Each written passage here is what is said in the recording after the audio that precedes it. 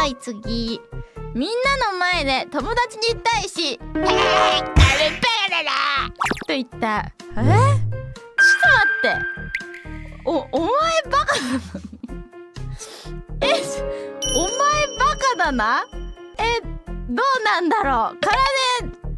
割と配信でバカぐらいは言ってる気がする。みんなの前でバカとか言ってる気がするけどな。これ有罪だったら空で困ります。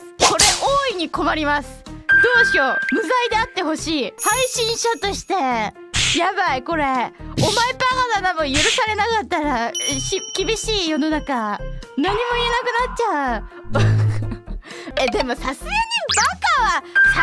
にバカはちょっとやばい。カルネタ配信者人生終わった。もう